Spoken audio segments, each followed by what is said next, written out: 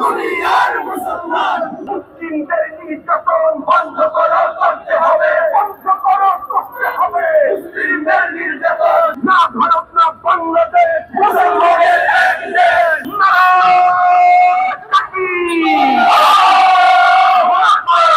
নারায়ে তাকবীর, আল্লাহু আকবার। ভারতে মুসলমানদের নির্যাতন বন্ধ করতে হবে। বিতর্কিত ওয়াকফ আইন বাতিল করো। বাবরি মসজিদ বিনির্মাণ করবে আবার মুসলমান, করবে আবার মুসলমান। বাবরি মসজিদ বিনির্মাণ। আমরা চাই এই ওয়াকফ আইন বিল শুধুমাত্র স্থগিত নয়, এটাকে বাতিল করতে হবে। আমরা চাই ভারতের অযোধ্যায় ঐতিহাসিক বাবরি মসজিদ আবারও পুনর্নির্মাণ করে দিতে হবে।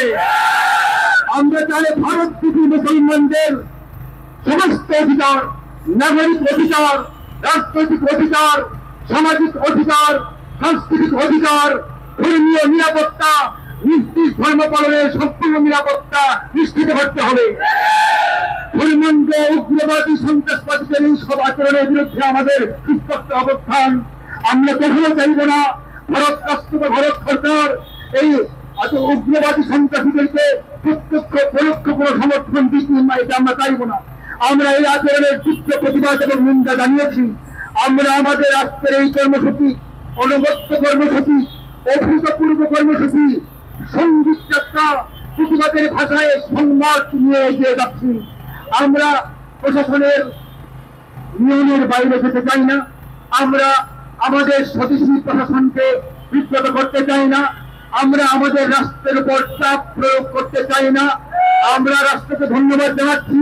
এই প্রথম বাংলাদেশের সরকারের পক্ষ থেকে, সরাসরি রাষ্ট্রের পক্ষ থেকে বাংলাদেশের নিজের মুখের ভাষায়, রাষ্ট্রের ভাষায় ভারতের সমস্ত মুসলমানদের নিরাপত্তা নিশ্চিত করার দাবি জানানো হয়েছে।